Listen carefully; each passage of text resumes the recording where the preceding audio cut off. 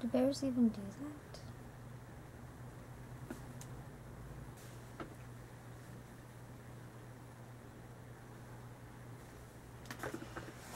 Hello.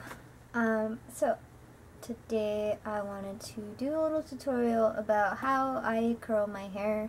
When I was growing up, I had what was described as Asian hair. I didn't know hair could have ethnicity, so what I think they meant by Asian hair is that it's really, really thin and it's really, really straight. My hair refuses to curl. That is until I discovered this technique, which works wonderfully, and it takes half an hour max. Whereas before it used to take me hours, technically 2 hours, to get it to curl nicely and stay for a grand whole hour before it flattened out again. So, sorry, that's my phone. So now I want to share this trick with the rest of the community of thin, straight-haired people. To start, you're going to need a brush to comb out your hair, a clip to section off your hair, or anything to just section off your hair, and a curling iron of your choice. You can choose to use heat protectant if you'd like, but I personally don't use any product in my hair, and I'm using day-old hair because it curls better with that. But it really honestly works even on fresh, clean hair as long as it's 100% dry. And yeah, so let's begin. So the first thing you're going to want to do, of course, is brush your hair. Take out any of the knots. So once you have your hair completely straight and tangle-free, you're going to want to section it. I usually, because I have really thin hair, I pick right above my ears and go all the way to the back, and that'll be the first section. I always like to bring it to the front, the straight hair to the front, and then bring back the curls. That way they don't get mixed up. So what I tend to do is section it into two because, again, I have really thin hair. So use your discretion. You know your hair better than I do. I am using a 1/2 inch curling iron. Well, here's the tip for mine. As you're going to wrap from the top, because that's where you need the most heat, and you're actually not going to spiral it, so you're not going to be flipping your hair around it and making it flat against the barrel. What you're actually doing is holding it, and it'll twist. If you could see, it will twist as you go around. So do not, basically you're sliding your fingers along as you're wrapping it around, so it creates the twist on its own. So let's start with the first one. I always take my iron and put it behind my head.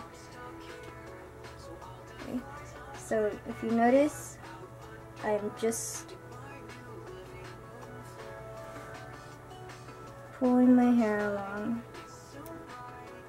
You can use heat protectant gloves if you'd like, but I don't leave my hair in long enough or close enough for that to really matter for me. So you could leave it in for 10 to 20 seconds. And to take it out, all you do is angle it down and slowly bring it down.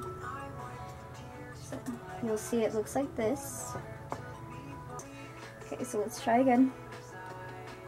Okay, so you're going to wrap, and it'll twist on its own as you wrap it. So all I'm doing is gliding my fingers along my hair.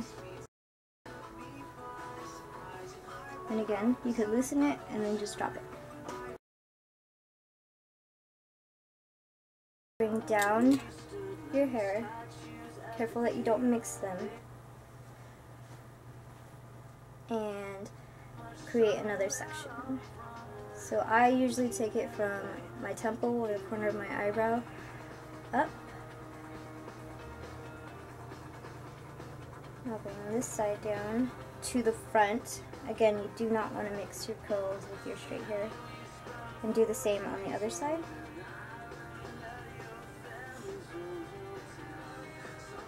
And again, section off the top. One thing I forgot to mention earlier is that you always want to curl away from your hair, only because curling in will kind of block your face. And so with my middle section, I always part it into 3. Try to make them as equal as possible.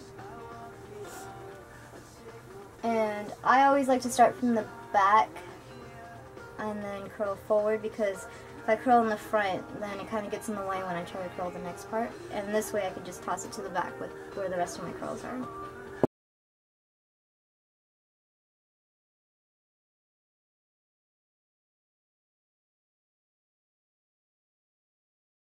Alright, so now we are doing the last section. So again, divide your hair and bring it to the front. Okay, so if you can see, my hair actually angles down. Like I said, it frames my face. So I have, it's not layers exactly, it just gets shorter from the front to the back. No big deal. So what I tend to do is I try to section them off based on their length, because if you have one short hair, a lot of short hair, and one piece of long, when you're curling around and you get to the end, you're gonna have that problem where the tips stick out. So try your best to get them based on length. And I also divide my top layer into 3. Okay, so I don't know if you could see it, but the hair that's wrapped around the barrel actually has lumps in between each section, whereas if you were curling it the Shirley Temple way, your hair would pretty much look flat against the barrel. So this is how you know you're doing it correctly, is if it's twisting, then it's making little individual bumps for each strand as it wraps.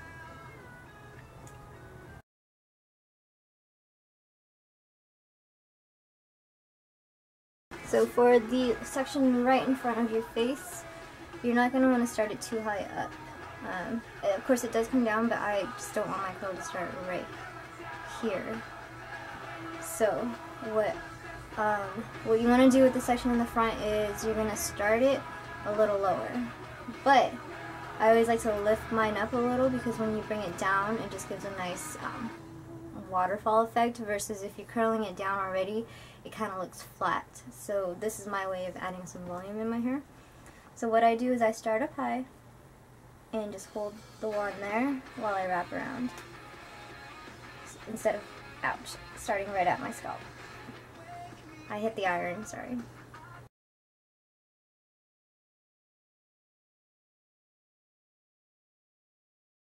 Now that you are done curling your head, this is completely optional. So this is what my curls look like just after they're done. What I like to do is I like to flip my head over and loosen the curls out so that they're not so clumped together. If you want to put hairspray in your hair, this would be the time to do it. I would flip my hair over, and as you're declunking, spray it in there so that it also adds volume. If you're not looking for volume, then hairspray whenever you want. So this is what I will do basically. I don't actually run my fingers through them. What I like to do is just go to my roots and jiggle my hair. Flip it over, and you got yourself some curls.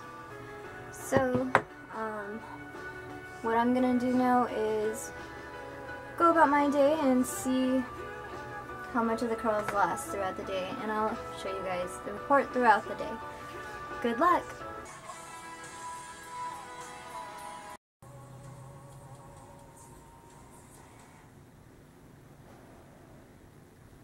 Puppies! But this is what it looks like 12 hours later. Curls are still intact. I really like them.